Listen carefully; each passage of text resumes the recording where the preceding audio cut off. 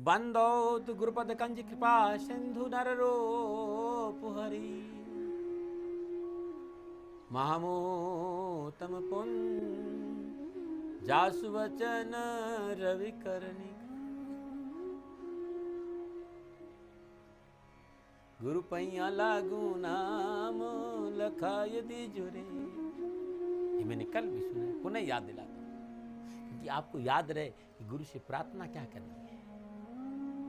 और गुरु पैया रे लागू नाम लखा यदि जुरे, लखा यदि जोरे बता यदि जोरे, सतगुरु पैया लागू नाम लखा यदि जोरे।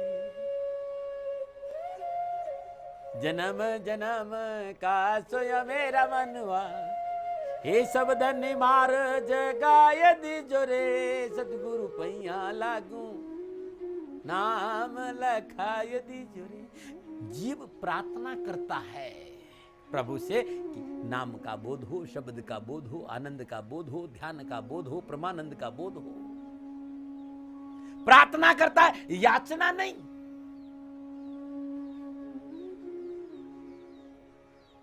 मेरे मित्रों, आज के लोग प्रभु से प्रार्थना करते हुए उन्हें पता भी नहीं है, उन्हें पता तक नहीं लगता है कि क्या क्या चीजें प्रभु से मांगने लगते हैं। कई बार तो मुझे ऐसा लगता है व्यक्ति प्रार्थना रूम में नहीं, किसी होटल में बैठा हुआ है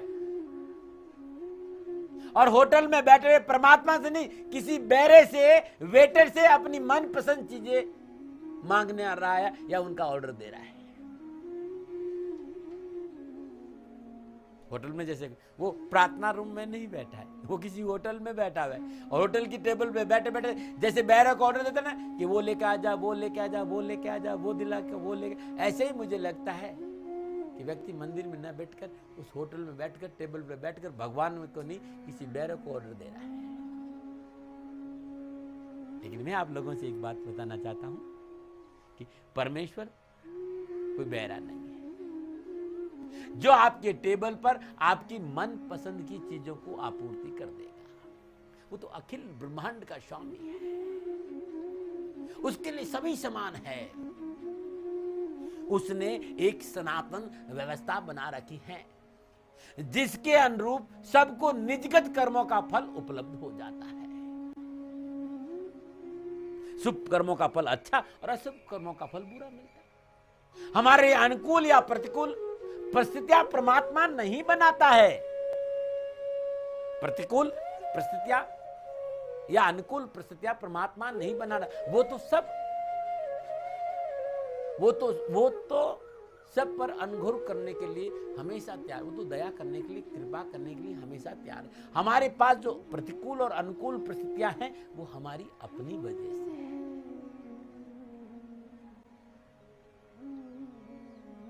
कभी तो हमारी है, हमारी अपनी तैयारी में, हमारी झोली फैलाने में देरी है।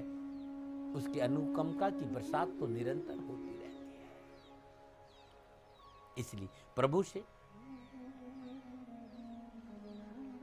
अपने कर्मों की प्रार्थना करें, अपने कल्याण की प्रार्थना करनी चाहिए। अपने कल्याण के साथ साथ सबके कल्याण की प्रार्थना भी शामिल हो। प्रभु से भावों से अनुरोध करना चाहिए, क्योंकि कहते हैं कि भाव का मैं भूखा हूं और भाव ही एक सार है, और भाव से जो मुझको भसता भव से बीड़ा पार है।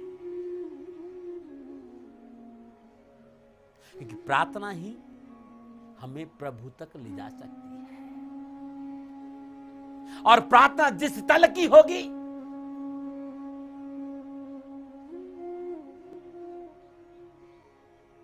ये भी ध्यान रखना है। जितनी गहरी तल की प्रार्थना होगी उतना शीघ्र प्रभु तक पहुंचने का रास्ता खुल जाएगा। इसलिए मैं एक बात फिर कहता हूं, दिल से हमारी प्रार्थना उस भीतरी तरंग हमें पहुंच जाए। लेकिन ये निर्भर करेगा इस बात पर कि जो आप प्रार्थना कर रहे हैं, जो आप पुकार कर रहे हैं, आपकी उस पुकार की परिभाषा क्या है। क्या वो बैरे की पुकार है, या बैरे को पुकार रहे हो, या उस परमेश्वर को पुकार रहे हो। आश्चर्य लगता है, भगवान नौकरी लगा दे, भगवान सुख दे दे, भगवान गाड़ी दे दे, भगवान घर देते। क्या किससे मांग रहे?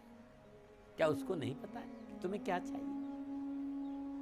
मेरी बातों को समझो, पुकार की परिभाषा को समझो। और एक पुकार यह भी है कि तेरा लाख लाख शुक्रिया है, सुबह का सूर्य उदय हुआ है, किरण ने अपनी एक नई बौछार खोली है, मैंने आंख खोली है, तेरी दया है, मैंने पहली श्वास ली है, तेरी कृपा है। तेरा लाख लाख शुक्रिया है परमेश्वर कि तुझे एक नया सवेरा और देखने का अवसर मुझे दिया। तेरा बहुत बहुत धन्यवाद मेरे परमेश्वर कि एक बार पुनः इन आंखों से इस संसार को देखने का अवसर दिया, तुम्हें देखने का अवसर मुझे मिला। अब प्रार्थना दोनों ही है, पुकार दोनों ही है। अब सोचो नहीं किस प्रकार में आनंद है और किस में पीड़ा है। एक पुकार वासनाओं से भरी पड़ी है और एक पुकार निश्चल है। जहां मांग है वहां वासना है, और वासना से भरी हुई प्रार्थना तत्क्षण परमात्मा को नहीं मिलती है, और जिस मांग में वासना नहीं है वो प्रार्थना तत्क्षण परमात्मा तक पहुंच जाती है। आमतौर पर हम प्रार्थना में उस परमेश्वर से कुछ न कुछ मांगते रहते हैं। ये तो एक भिखारीपन जैसा हुआ, ये तो एक भिखारीपन जैसा हुआ है। आमतौर पर लोग ऐसा ही करते हैं। परमात्मा मुझे गाड़ी दे दो, परमात्मा मेरी शादी करवा दो, परमात्मा मेरा कारोबार बढ़ा दो, परमात्मा मेरा कानूनी मामलों से पीछा छुड़वा दो। ये जो प्रार्थना है ना, ये जो मांगना है ना, ये वास्तविक अंतर यात्रा की प्रार्थना नहीं है, ये भिखारीपन है। ये जो तरीका है ईश्वर से अपनी महत्वाकांक्षाओं की पूर्ति करने का, इसे प्रार्थना नहीं कहते। और इस तरह की प्रार्थना कभी भी अध्यात्म का मार्ग बन नहीं सकती। और मेरी दृष्टि में वास्तविक में मैं इसे प्रार्थना मानता हूं। मैं तो कई बार लोगों से कहता हूं कि हम परमात्मा के चरणों में जाते हैं, हम किसी मंदिर में जाते हैं, कहते हैं हे पिता परमेश्वर, मेरा कोर्ट में बहुत बड़ा केस लगा हुआ है, यदि ये केस में मैं सफलता प्राप्त कर लेता हूं, क्योंकि इस केस में मेरे करोड़ों रुपए फंसे हुए, और यदि ये केस में सफलता प्राप्त कर लेता हूं तो मैं 5.25 किलो लड्डू चढ़ाऊंगा। मैं उन लोगों से कहता हूं जो तुम्हें 1.25 करोड़ का केस जितवा सकता है, क्या वो अपने लिए 5.25 किलो लड्डू नहीं मंगवा सकता है? किस भ्रम में रहते हो तुम लोग? कैसी प्रार्थना करते हो? क्या है तुम्हारी पुकार का गहराईपन? पाना तो था तो उस परमानंद को, परम सुख को, परमेश्वर को, और पुकार कितने निचले तल की है समझना पड़ेगा। धर्म को तुमने अपने नजरियों से देखा है, अब कुछ दिन इस दाती एहसान में धर्म मेरी नजर से देखना शुरू। मेरी दृष्टि में प्रार्थना थोड़ी सी अलग है। मेरी नजर में प्रार्थना उस परम पिता परमेश्वर को धन्यवाद देना है, जैसा मैंने आपको कहा। मेरी नजर में जिस प्रभु ने हमें इतना सहज सरल अनुभव करने की युक्ति का ज्ञान और शक्ति का सामर्थ्य दिया है, जिस प्रभु ने हमें प्रार्थना के योग्य बनाया है कि हमारे हाथ जुड़ रहे हैं, हमारी नेत्र मूंद रहे हैं और हम उनकी याद कर रहे हैं, उसकी प्रति कृतज्ञता का ज्ञापन करना असली प्रार्थना है। प्रभु की दया, प्रभु की कृपा, उसकी अनुग्रह में संपूर्ण डूबने का असली भाव ही प्रार्थना है कि तेरा लाख लाख शुक्रिया, तेरा लाख लाख शुक्रिया कि मैं आज जीवित हूं, दोनों आंखें हैं, हाथ है, और मैं शारीरिक रूप से सक्षम होते हुए मेरी मानसिक अवस्था भी तेरी श्री चरणों में समर्पित है। यह कृपा तेरी ही है, इसमें मेरा कुछ नहीं है। असली प्रार्थना है। और जब आप इस प्रकार की प्रार्थना करेंगे तो इसका अद्भुत अनुभव आपको मिलेगा, और ऐसी प्रार्थना आपके लिए परमानंद का अद्भुत स्रोत बन जाएगी। इस प्रार्थना से आपके भीतर में अद्भुत परमानंद का सागर, अद्भुत परमानंद का सागर। ऐसी प्रार्थना करने से आनंद के खजाने के द्वार खुल जाएंगे आपके लिए। लेकिन वास्तव में देखा जाए तो जो हम प्रार्थना कर रहे हैं वो बड़ी बोझिल होती है, जो मैंने अभी आप लोगों को थोड़ी देर पहले बताया कि जिस प्रार्थना में मांग है वो वासना है। वासना को बड़े अदर ढंगों से, वासना का मतलब है इच्छाएं, वो बोझिल हो जाएगी। आपकी उस प्रार्थना में शिकायत छिपी है, उसमें बहुत सी मांगे भरी हुई है। और मैं तो ये कहना चाहता हूं कि मूर्खतावश मूर्खतावश हम प्रार्थना नहीं, हम भिखारी बने हुए हैं। और हम भिखारी बनकर प्रभु के समक्ष गिड़गिड़ाने को ही प्रार्थना समझ लेते हैं। हमारी जो मांगे हैं उस मांगों को मंगवाने को हम प्रार्थना समझ लेते हैं। प्रार्थना करने को हम अपने स्वार्थ सिद्धि का हथियार समझ लेते हैं। हम प्रार्थना के बहाने उस परमेश्वर परमानंद के मालिक, उस दाता को शिकायत करते हैं भाई कि दूसरे को तो बहुत कुछ दिया है लेकिन मुझे कुछ नहीं दिया। दूसरे के पास तो बहुत बड़े बड़े महल है, मेरे पास तो टपरिया भी नहीं है।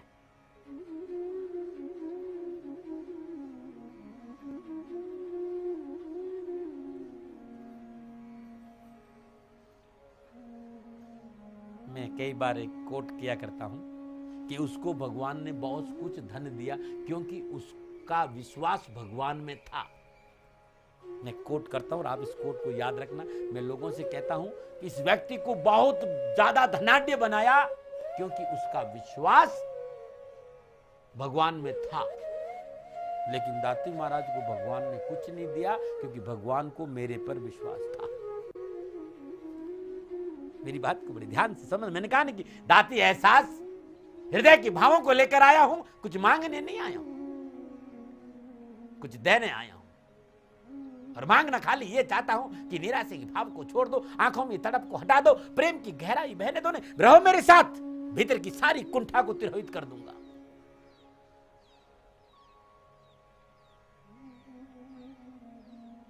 इस बात से बाहर आ जाओ कि मेरे पास तो कुछ भी नहीं और उसके पास बहुत कुछ है, मुझे भी दे दो। क्या ये प्रार्थना के भाव है या मांगना या शिकायत है? ये हमारी बाहरी चेतना के स्वभाव है। मांगना हमारी बाहरी चेतना का स्वभाव है और धन्यवाद देना हमारी भीतर की चेतना का स्वभाव है। जो बाहरी संसार है वो मांगता है, लेकिन जो भीतरी चेतना का संसार है वो धन्यवाद देता है। वो भी हमारे भीतर में है और धन्यवाद देना ये भीतरी चेतना के लक्षण है। उसमें दूसरों व्यक्तियों के प्रति क्या हो रहा है ये भीतर की चेतना नहीं देखती।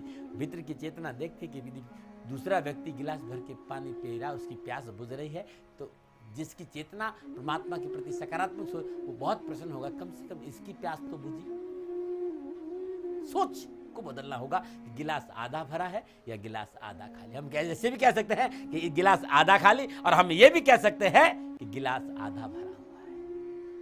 ये चेतना की, अब इस चेतना को कैसे डाइवर्ट करना, कैसे चेतना को अनकंडीशनल लव के साथ, उस प्रेम के साथ आपको जोड़ना है, यही मेरा काम है। यही मेरी साधनाओं शिविरों में होता है। आज तक मैं राष्ट्र के सामने नहीं आया, वो इसलिए नहीं आया कि राष्ट्र में कहना चाहता था कि धर्म चर्चाओं का विषय नहीं है, अनुभव का विषय। मैं बोलूंगा तो बड़ा कड़वा लगेगा, कहीं आप नाराज नहीं हो जाए, क्योंकि ये मामला भीतर का है।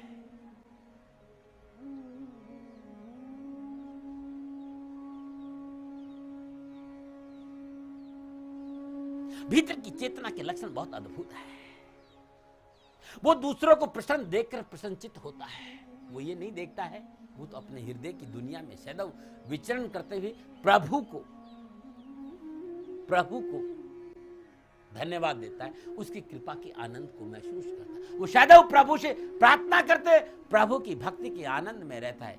औरों को प्रभु क्या देता है, उसके अंदर कोई शिकवा और शिकायत नहीं होती, क्यों तो फर्क करता ही नहीं है। वो तो प्रभु की अनुकंपा का, प्रभु की दया का पल पल पल पल आनंद लेता है।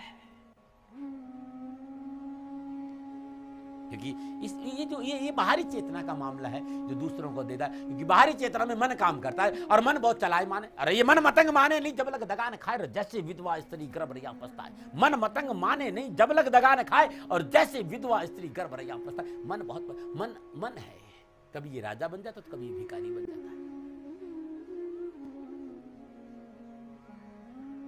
मन को अपने काबू में कैसे करो, ऐसे कोई सदगुरु की जरूरत है जो आपको वहां तक ले जाए। राष्ट्रवासियों, दाती महाराज आपके सामने इन वस्त्रों में आए हैं। ये हमारी परंपरा के वस्त्र हैं। जिस सनातन संस्कृति में मैं जीता हूं, ये हमारी परंपराओं के वस्त्र हैं। मैं इनका आदर करता हूं, लेकिन मैं आपसे ये भी कहना चाहता हूं कि ये जो वस्त्र है ना, जो हमारी सनातन पर, इस वस्त्रों की वजह से आनंद नहीं है। आनंद तो आपको जब मिलेगा जब आपकी भीतर की चेतना के साथ आपका संबंध होगा। इसलिए मैं कहता हूं भीतर की चेतना को जागृत करो, भीतर की प्रार्थना को जागृत करो, और हमारी प्रार्थना में शुक्रिया की भाव होना चाहिए, आह्लादित हृदय से, अभाव होने चाहिए, धन्यवाद के भाव होना चाहिए। अरे मेरे मित्रों, विश्वास करो परमपिता परमात्मा की अहेतु की कृपा पर, विश्वास करो परमेश्वर की उस अहेतु की कृपा पर। सारी शंकाओं को निकाल कर फेंक दो, प्रयत्न करो, प्रार्थना भी करो, क्योंकि प्रयत्न और प्रार्थना जो व्यक्ति साथ करता है उसका जीवन हमेशा खुशियों से भरा रहता है। लेकिन केवल मांगने वाली प्रार्थना नहीं होनी चाहिए, शिकायत वाली प्रार्थना नहीं होनी, भिखारी वाली प्रार्थना नहीं होनी चाहिए। प्रार्थना यह होनी चाहिए कि हे परमेश्वर, जो कुछ दिया सो आपने और आगे भी आप देंगे, जो कुछ दिया सो आपने और आप ही देना हार। आपके अलावा मुझे कौन देगा? आपके अलावा मुझे गले कौन लगाया? आपके अलावा मुझे प्रेम कौन करेगा? आपके अलावा मेरी खाली झोली को कौन भरेगा? आपके अलावा मेरी भीतर की प्यास को कौन बुझाएगा? मेरे मालिक, हे मेरे दाता, हे मेरे मौला, कौन है वो?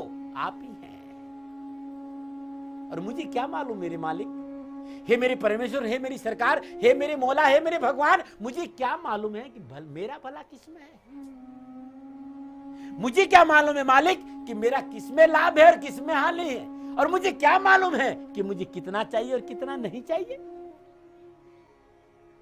हे मेरी परमेश्वर, मेरे बारे में तो तेरे से ज्यादा और कौन जानता है? सच्चे भक्त में ये भाव होने चाहिए। जो सच्चा भक्त होगा, जो वास्तव में उससे जुड़ा, भीतर की चेतना के साथ जुड़ा होगा, उसके भाव ये होंगे। और सच्चे भक्त के हृदय में इसी तरह की भावनाएं हिलोरे मारती रहती है। कुछ भी याचना करने की जरूरत नहीं है, मेरा विश्वास करो। हमेशा प्रभु को देने को जो सकारात्मक, जो भी हमें प्रभु हमें देता है, उसे सकारात्मक सोच के साथ स्वीकार करना चाहिए। राजी उसी में है जिसमें तेरी रजा है, और यूं भी वाह वाह है और यूं भी वाह वाह है। तू राजा बनाए तो वाह वाह है, और हाथ में कटोरा दे तो भी वाह वाह। क्या फर्क पड़ता है मालिक मेरे?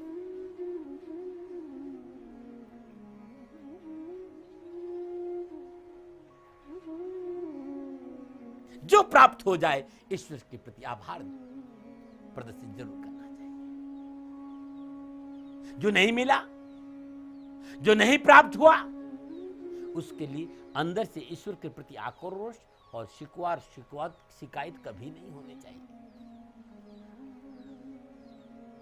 उसकी नजर में प्रभु ने पहले ही इतना कुछ दे दिया है, और कुछ मांगने की जरूरत नहीं है। बहुत कुछ दिया है। दोनों आंखें अच्छी दी, दोनों हाथ अच्छे दिए, शरीर अच्छा दिया। इतना सुंदर शरीर देके एक नट यहां से ढीला कर देता तब क्या होता? इतना सुंदर शरीर दिया और एक हाथ नहीं देता तो क्या होता? और इतना सुंदर शरीर देके जीभ नहीं देता तो क्या? उसने बहुत कुछ दिया। और जिनको नहीं दिया है उनसे पूछो कि जीभ का क्या महत्व और हाथ का क्या महत्व और आंख का क्या महत्व है। अरे हम तो परमात्मा के एहसानों के तले दबे हुए भाई। वो बार बार प्रभु की इस प्रकृति को धन्यवाद देता है जो चेतना के साथ जुड़ा हुआ। तेरा लाख लाख शुक्रिया, तूने सब कुछ दिया है। वो अपने अस्तित्व के लिए प्रभु को धन्यवाद देता है। वो भगवान के वर्तमान जीवन के लिए बार बार धन्यवाद है कि आपने मुझे ये मनुष्य जीवन दिया है जीने के लिए। वो अपने भीतर में चलने वाली श्वासों के लिए भी धन्यवाद देता है, जो अब तक चल रहा है। जो भीतर में चल रही है, कोई नहीं चला सकता। यदि हमें श्वास चलाने का मौका मिल जाए तो न जाने कितने लोग रोज मर जाएंगे। यदि हमें ये मौका दे दी जाए, किसी मनुष्य को ये मौका दे जाए कि श्वासों को तुम चलाए, तो अपनों की चलाएगी, बाकी वालों की बंद कर देगा। ये उसकी लीला है भाई। जो भीतर में श्वास चल रही है, वो उसके लिए भी धन्यवाद, और वो उसके लिए भी धन्यवाद दे रहा है जिन आंखों से देख रहा है। आपको भी समझाना चाह रहा हूं, जिन आंखों से मुझे आप देख रहे हो, जिन आंखों से मैं आपको देख रहे हैं, इसके लिए भी धन्यवाद।